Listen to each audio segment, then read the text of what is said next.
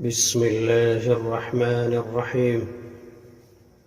تبارك الذي بيده الملك وهو على كل شيء قدير، الذي خلق الموت والحياة ليبلوكم أيكم أحسن عملا، وهو العزيز الغفور، الذي خلق 7 سماوات طباقا، ما ترى في خلق الرحمن من تفاوت، فارجع البصر هل ترى من فطور، ثم ارجع البصر كرتين ينقلب إليك البصر خاسئا وهو حسير. ولقد زينا السماء الدنيا بمصابيح وجعلناها رجوما للشياطين وأعتدنا لهم عذاب السعير. وللذين كفروا بربهم عذاب جهنم وبئس المصير. إذا ألقوا فيها سمعوا لها شهيقا وهي تفور، تكاد تميز من الغيظ، كلما ألقي فيها فوج سألهم خزنتها ألم يأتكم نذير؟ قالوا بلى قد جاءنا نذير، فكذبنا وقلنا ما نزل الله من شيء إن أنتم إلا في ضلال كبير.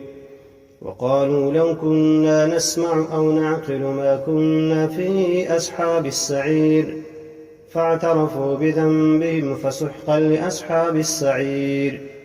إن الذين يخشون ربهم بالغيب لهم مغفرة وأجر كبير.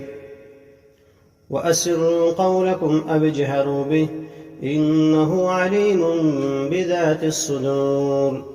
ألا يعلم من خلق وهو اللطيف الخبير. والذي جعل لكم الأرض ذلولا فامشوا في مناكبها وكلوا من رزقه وإليه النشور. أأمنتم من في السماء أن يخسف بكم الأرض فإذا هي تمور، أم أمنتم من في السماء أن يرسل عليكم حاصبا، فستعلمون كيف نذير. ولقد كذب الذين من قبلهم فكيف كان نكير. أولم يروا إلى الطير فوقهم صافات ويقبضن ما يمسكهن إلا الرحمن إنه بكل شيء بصير. أمن هذا الذي هو جند لكم ينصركم من دون الرحمن إن الكافرون إلا في غرور. أمن هذا الذي يرزقكم إن أمسك رزقه بل لجوا في عتو ونفور.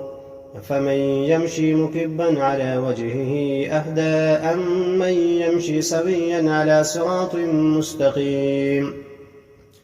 قل هو الذي أنشأكم وجعل لكم السمع والأبصار والأفئدة قليلا ما تشكرون. قل هو الذي ذرأكم في الأرض وإليه تحشرون. ويقولون متى هذا الوعد إن كنتم صادقين.